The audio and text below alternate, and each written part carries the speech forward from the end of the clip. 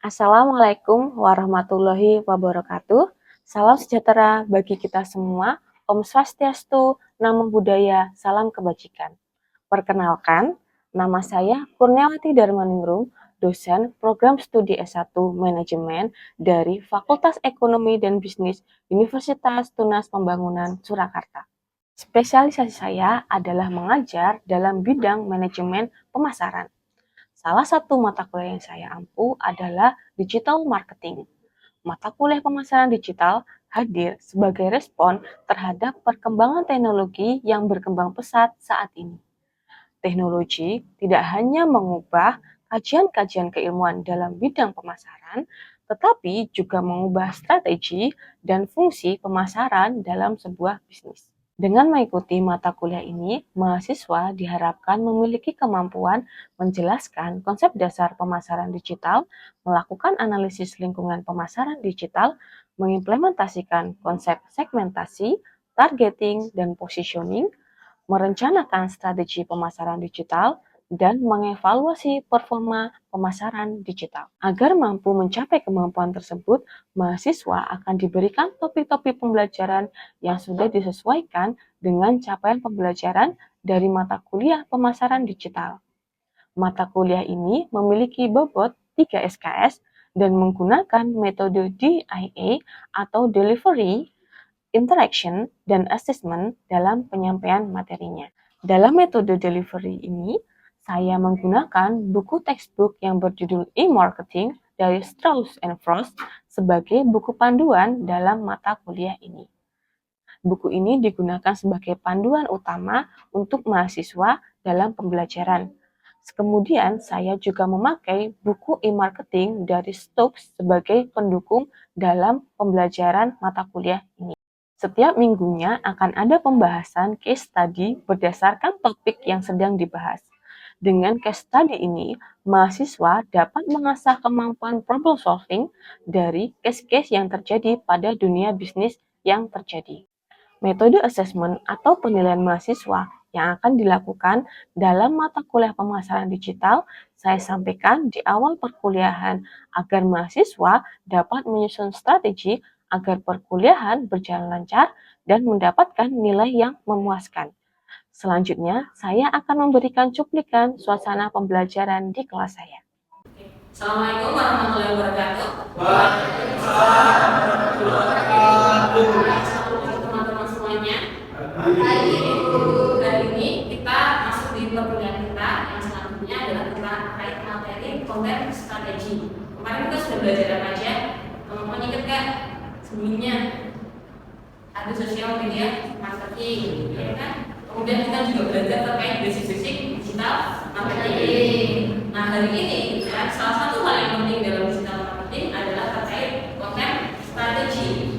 Jadi bagaimana konten itu adalah hal yang powerful yang bisa membuat konsumen itu menjadi tertarik terhadap produk kita. Oke? Tujuan pembelajaran hari ini yang pertama adalah teman-teman bisa membangun strategi konten yang baik dan efektif. Kemudian juga membuat konten yang menarik. Konten itu harus menarik sehingga mereka juga tertarik bagaimana cara dia melihat produk kita. Itu adalah salah satunya kita bisa membentuk dengan konten. Nah, kemudian yang kedua adalah bagaimana mengukur nilai sebuah konten. Nah, konten itu juga perlu dinilai. Nah, kemudian selanjutnya bagaimana mendistribusikannya secara lebih efektif. Kemudian yang terakhir adalah memahami cara menggunakannya dari berbagai jenis-jenis konten yang ada. Jadi jenis-jenis konten kan banyak banget ya macamnya. Nah, kita akan belajar bagaimana cara menggunakan jenis-jenis konten tersebut. Nah, teman-teman sebelum kita masuk ke selanjutnya, kira-kira ada nggak yang bisa menjelaskan apa itu konten? Siapa? Vicky?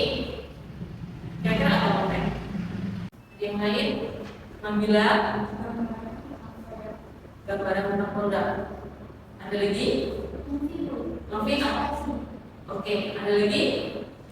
Tidak ada? Oke, kita lanjutkan. Konten adalah segala sesuatu yang dapat membantu melibatkan pengguna akhir produk atau layanan Anda. Berarti apa? Intinya adalah bagaimana dia bisa menghubungkan kita dengan pengguna akhir dari produk kita. Jadi konten itu adalah sesuatu yang kita lakukan untuk berkomunikasi. Contohnya ya, teman-teman kan pasti kalau misalnya ketemu temannya itu dia ngobrol. Nah, ngobrol itu kita menyampaikan sebuah informasi kan. Nah, itu adalah kalau kita ngomong dalam komunikasi tersebut, itu adalah kontennya. Nah, dalam digital marketing, konten itu bisa berbagai macam. Yang pertama bisa dalam bentuk foto, video, ya kan? Ada lagi apa kira-kira? Foto, video, kemudian teks, tulis, dan sebagainya. Nah, tujuan konten adalah yang pertama itu menciptakan kesadaran atau membangun awareness. Jadi bagaimana kita bisa membangun konten itu supaya orang itu sadar bahwa produk kita itu ada. Kalau produk kita ada, orang-orang itu tambah tahu produk kita, gitu. Nah, itu adalah salah satu yang pertama, itu adalah menciptakan kesadaran. Kemudian yang kedua apa? Mengubah persepsi. Bagaimana cara kita mengubah persepsi terhadap produk kita? Itu penting banget, gitu kan? Contohnya, gitu kan? Produk mungkin dikenal orang sebagai produk yang mahal, misalkan. Ada produk yang sekiranya dia memang harganya mahal. Tetapi, gitu kan? Kita sebenarnya bisa mengubah persepsi itu, gitu kan? Produk yang mahal tidak selalu dia itu hal yang merugikan, gitu kan? Kita juga bisa menghadirkan sebagai sesuatu yang berkualitas, atau misalkan sesuatu yang mewah, atau sesuatu yang memang bisa berguna untuk kita dalam jangka waktu yang lama. Nah, kemudian yang ketiga adalah menciptakan engagement atau keterlibatan. Oke teman-teman, biasanya kalau posting di sosial media ya, itu kan pasti ada tuh yang komen, like, gitu kan, atau mungkin share. Nah, itu adalah salah satu jenis engagement, gitu kan. Nah, engagement ini sangat penting karena engagement ini menandakan bahwa konten kita dilihat lebih banyak orang. Bagaimana konten kita itu orang-orang itu banyak yang melihat, kemudian juga banyak yang komen misalkan, atau banyak yang like, atau banyak yang share juga. Nah, itu penting banget. Nah, itu di situ bisa menjadi engagement yang baik. Misalkan dalam komen ada yang nanya, gitu kan. Kemudian brand kita memberikan sebuah jawaban. Itu kan juga adalah salah satu bentuk engagement. Nah, engagement itulah yang penting untuk dibangun dalam sebuah konten. Kemudian selanjutnya adalah mendorong transaksi. Konten yang baik itu pasti akan mendorong transaksi, baik secara langsung atau tidak langsung. Nah, kemudian selanjutnya meningkatkan retensi. Nah, di sini dia meningkatkan loyalitas dan juga kepuasan pelanggan. Konten yang baik dia juga akan meningkatkan kualitas penerimaan dari barang-barang kita. Itu penting banget. Jadi kualitas itu menjadikan sesuatu yang menimbulkan bahwa dia itu puas dengan produk kita. Karena akhirnya kualitas tersebut dia akan membangun loyalitas, atau orang tuh lama-lama dia akan belinya itu terus dan lain sebagainya. Contoh misalkan teman-teman misalkan beli es teh, gitu kan? Mungkin kan ada kan tempat es teh yang favoritnya, gitu kan? Mungkin di sini ada orang 5 jualan. Teman-teman udah nyobain semuanya. Kira-kira yang dibeli yang paling enak kan harganya sama. Otomatis yang paling dibeli dia pasti akan yang paling enak. Berarti kualitasnya menurut teman-teman itu adalah yang paling baik. Oke? Selanjutnya, konten marketing itu harus ada beberapa elemen yang masuk di situ. Yang pertama adalah credible. Kira-kira apa credible? Dapat dipercaya. Artinya bahwa konten itu benar-benar ada trustnya di situ. Kita bisa trust. Contoh simpel, ketika teman-teman pergi ke dokter gitu ya, terus dikasih resep dan lain sebagainya. Kira-kira teman-teman minum nggak? Minum nggak? Misalkan sakit nih ke dokter, terus dikasih resep. Kira-kira teman-teman minum nggak? Minum ya. Kenapa? Kenapa kira-kira? Karena sakit ya. Terus kita ke dokter kan. Nah, kenapa kira-kira teman-teman mau minum obat tersebut? Biar sembuh. Terus selanjutnya karena kita percaya dengan dokternya, iya nggak? Kalau teman-teman mungkin pergi cuma ke tempat tukang obat dan lain sebagainya, belum tentu misalkan teman-teman akan minum obat itu, gitu kan? Nah, itu adalah trust di situ. Jadi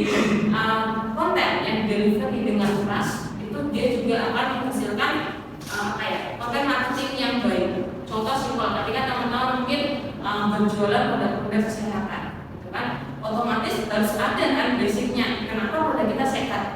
Misalkan mungkin sekarang ada orang yang berjualan gula untuk khusus diabetes, kayak gitu ya. Nah, kenapa gula itu lebih efektif atau lebih baik untuk orang diabetes? Kayak gitu. Pasti kan kita meminta adanya mungkin survei atau misalkan kita meminta adanya penelitian terlebih dahulu kan, ada basic datanya itu sebelum hal tersebut itu kita jual gitu kan. Nah, otomatis info yang kita berikan itu adalah berdasarkan sumber-sumber yang terpercaya. Nah, kredibel masuknya di situ. Nah, kemudian shareable, bisa di-share. Jadi konten itu adalah sesuatu yang mudah untuk di-share. Contohnya kalau misalkan konten kita akan lebih mudah gitu kan kalau mungkin kita generasinya yang kita sasar adalah generasi milenial dan lain sebagainya, otomatis yang lebih kita sasar adalah penggunaan sosial media, misalkan mungkin Instagram, kemudian TikTok dan lain sebagainya, kan banyak banget tuh yang gunain ya kan.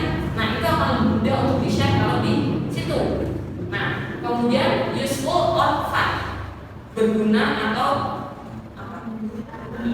menyenangkan.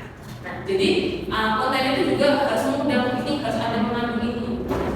Contoh misalkan mungkin hal-hal yang lucu ya gitu. Mungkin teman-teman pernah ingat misalkan salah satu iklan air mineral gitu kan, sebelum dia disuruh minum terus tuh, belum ingat ya air mineral, dia disuruh minum, akhirnya dia teriak Jepang karena dia salah ya kan, karena dia nggak konsen gitu kan. Nah, kayak gitu. Itu adalah salah satu konten yang menarik di situ gitu kan, lucu kan, dan kita terlalu mengingat-ingat gitu. Nah, itu adalah salah satu bentuk kalau konten itu berguna, kita mencari konten yang relevan. Kemudian mungkin pernah ingat ikan rokok, itu kan ada jinnya ya kan, ingat kan? Kalian selalu ingat kan iklan tersebut dan melihat bahwa iklan tersebut ada hal yang menarik. Nah, kemudian interesting, menarik tadi itu juga perlu untuk dilakukan. Karena kalau misalnya kita share info yang dia tidak menarik, otomatis orang juga akan tidak tertarik juga untuk melihat konten kita. Misalkan teman-teman gitu kan, lagi bicara sama temannya, terus kalian bikin jokes yang nggak lucu, kira-kira orang ketawa nggak? Nggak kan? Ada banget kan? Kita kan berpendapat kayak gitu, nggak lucu gitu kan. Nah, kemudian relevan, kontennya itu dia harus relevan, atau konten tersebut dia harus sesuai dengan apa deskripsi dari produk kita. Jadi contoh misalkan kita jual produk-produk fashion gitu ya, ya udah kita harus kita harus iklannya yang sesuai gitu loh. Misalkan kita jual baju, ya kita sesuai iklannya harus sesuai dengan apa yang kita deskripsikan. Misalkan bajunya seperti apa dan sebagainya, itu kan jangan malah membicarakan tasnya yang dipakai modelnya gitu loh. Jadi itu penting banget ya dilakukan. Nah, kemudian different atau berbeda. Nah, konten itu menjadi salah satu keunggulan dari sebuah produk. Otomatis gitu kan, kita juga harus memberikan sebuah perbedaan di situ gitu kan. Bagaimana kita bisa membedakan daripada saingan kita. Kemudian terakhir adalah onboard. Onboard itu harus sesuai dengan merek. Merek sebelum melakukan digital marketing pasti punya identitas sendiri. Jadi namanya identitas merek. Nah, identitas merek itulah yang harus dilindungi dalam digital marketing. Contoh simpel, gitu kan teman-teman mungkin kalau lihat iklan-iklan gitu kan, pasti dia mencirikan brandnya sendiri, brandnya masing-masing. Pasti ada ciri khasnya ya. Dari suatu brand itu pasti ada ciri khasnya dalam membuat sebuah konten. Nah, kemudian ada tipe-tipe konten. Tipe-tipe konten yang pertama adalah target kita sesuaikan dengan yang pertama target sasarannya. Target sasaran kita tuh siapa aja? Ingat bahwa kita hidup di digital marketing itu kita melayani 5 generasi. Ada yang ingat 5 generasi apa aja? Generasi X, milenial, dan alpha. Oke. Berarti kita minimal harus tahu referensi dari masing-masing generasi. Kita bagaimana membuat target sasaran yang tepat. Target sasarannya itu generasi berapa? Nah, contoh misalkan teman-teman targetnya adalah generasi mungkin generasi baby boomers atau generasi X.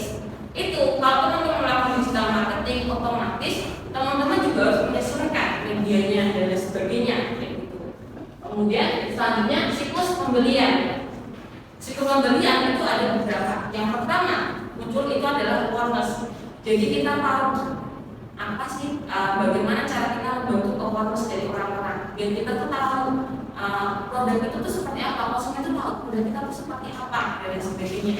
Kemudian akan mulai masuk kan setelah awareness kita membangun, terus apa kira-kira? Orang tuh mulai sadar ya, gitu kan? Kemudian dia mungkin akan ada namanya minat, dia tertarik kan dengan produk kita. Kemudian dia akan lakukan namanya riset, ya kan, membandingkan satu produk dengan produk lainnya. Nah, itu juga penting di situ. Nah, kita harus tahu dulu siklus pembeliannya. Jadi pada tahap apa kita pengen membuat konten tersebut? Apakah kita hanya pengen membangun awareness? Apakah kita mau di saat dia itu research gitu ya? Dia research tentang produk kita. Jadi kita harus memberikan deskripsi yang benar-benar detail atau yang lebih baik gitu. Atau saat kemudian dia sudah pakai decisionnya. Gitu. Nah, jadi kita penting banget tahu di siklus apa kita mau menembak atau memberikan konten tersebut. Nah, kemudian think plural.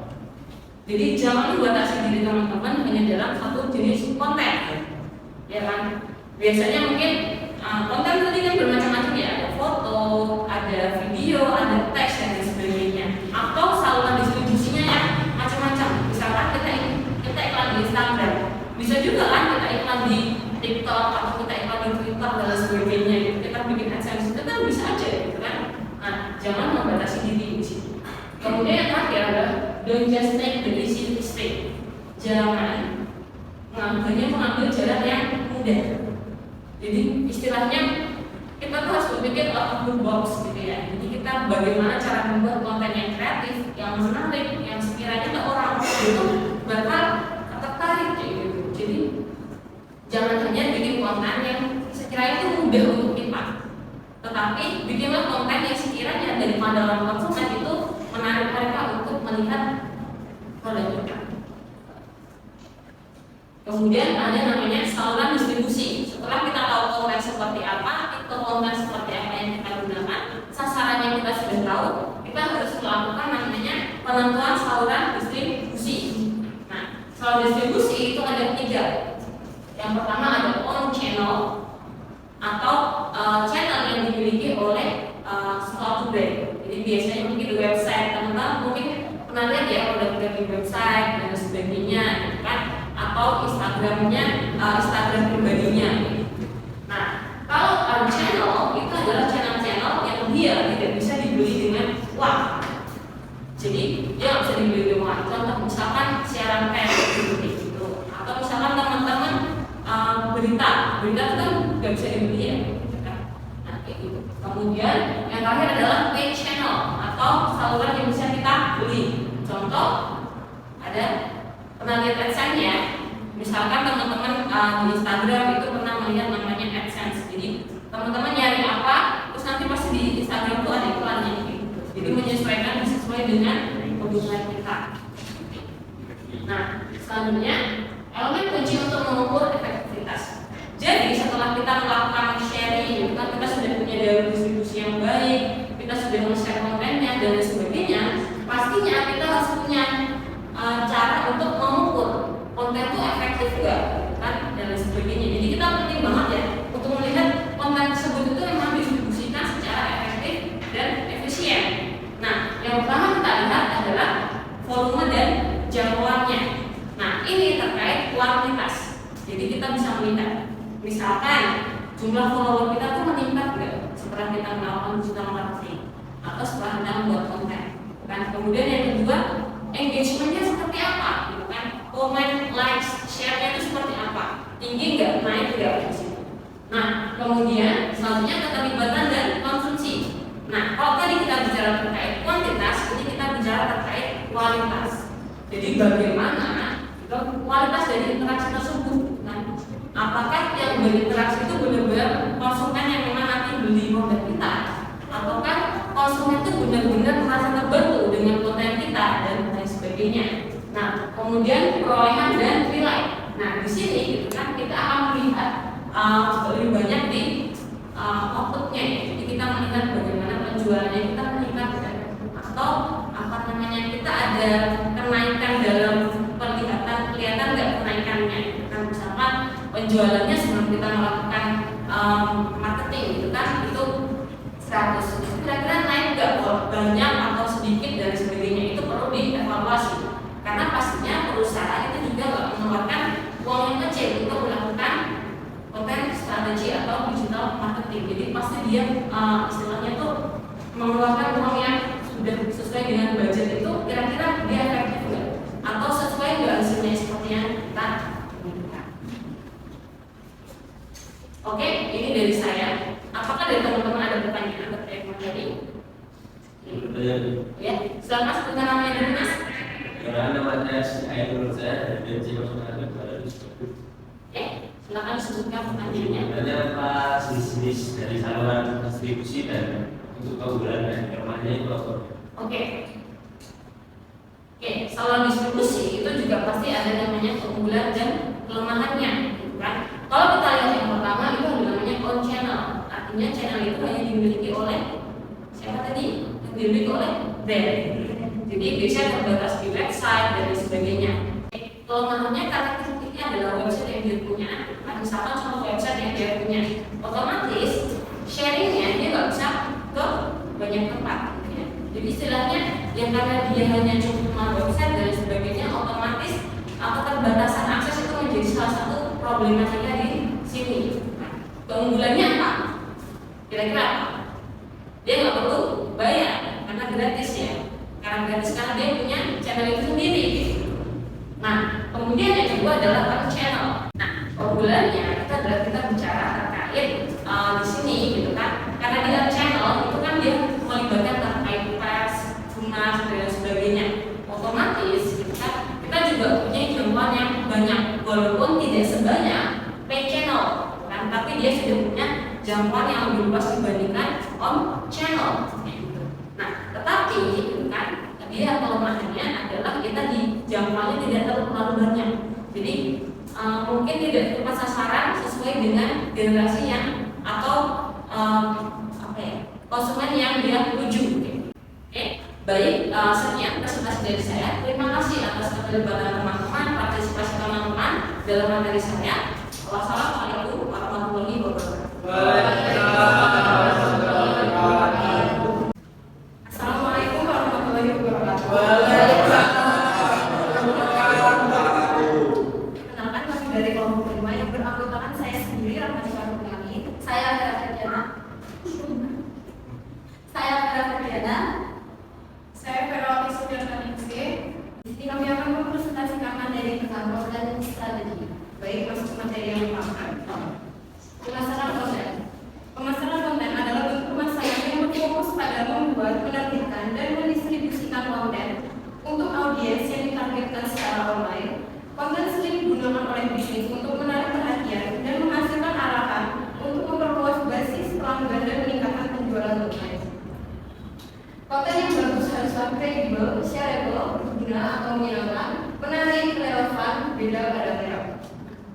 Selanjutnya, konten. Konten adalah informasi yang tersedia melalui media atau produk elektronik. Konten dapat berupa teks, citra, grafis, video, suara, dokumen, laporan, dan lain-lain. Kemudian ada tipe konten. Ada beberapa aturan umum keterlibatan ketika datang untuk memilih jenis konten. Yang pertama yaitu target konsumen, yang kedua siklus pembelian, yang berikutnya berpikir jamak, dan terakhir ada jangan hanya memilih jalan yang mudah. Selanjutnya akan dijelaskan oleh rekan saya. Berikut selanjutnya yaitu mengapa pemasaran konten. Ada dua faktor utama yang mendorong peningkatan popularitas pemasaran konten. Yang pertama yaitu mengubah perilaku konsumen. Untuk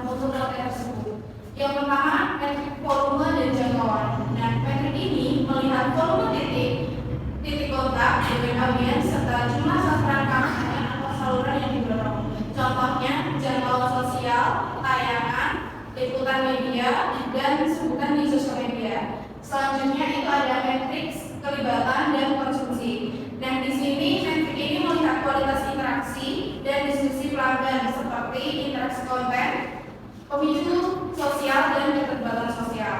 Selanjutnya ada matriks akuisisi dan nilai. Metrik ini melihat akuisisi lalu lintas serta sebagai matriks penjualan dan pendapatan. Contohnya, berapa banyak konversi atau prospek yang dihasilkan, lalu berapa volume penjualan dan pendapatan. Mungkin itu saja presentasi dari kelompok kami. Mungkin ada yang ditanyakan? Kenapa Mas Adi Albertiana dengan tim C012 Di sini saya misalnya, menurut kelompok Anda, bagaimana cara untuk membuat strategi konten yang efektif bagi bisnis Anda? Terima kasih. Perkenalkan, nama saya Albertiana Mas Adi dengan NIM C012 izin bertanya, bagaimana cara mengubah perilaku konsumen menurut Anda? Saya akan menjawab pertanyaan dari Mas Sawi. Bagaimana cara mengubah perilaku konsumen? Itu dapat dilakukan dengan beberapa cara. Pertama, bisnis dapat membangun kesadaran merek yang kuat dan positif. Yang kedua, bisnis dapat membangun hubungan yang lebih baik dengan pelanggan mereka. Kemudian yang ketiga, bisnis dapat menawarkan produk atau layanan yang lebih baik daripada pesaing mereka. Kemudian yang keempat, ada bisnis dapat menggunakan pemasaran konten untuk menarik perhatian dan membangun kesadaran merek. Baik, saya akan menjawab pertanyaan dari Mbak Tia. Pertanyaan tadi, bagaimana cara untuk membuat strategi konten yang efektif bagi bisnis yang sedang dijalankan. Nah, ada beberapa hal yang perlu diperhatikan, seperti menentukan tujuan, terus menentukan strategi juga, fokus pada hasil tujuan, terus seperti riset audiens, riset keyword, riset audiens, maksud saya source dan conversation funnel. Selain itu penting juga untuk membuat beragam konten yang menarik. Mungkin ada lagi tambahan dari teman-teman? Terima kasih atas perhatiannya. Kami ucapkan mohon maaf apabila ada kesalahan. Terima kasih. Wassalamualaikum warahmatullahi wabarakatuh.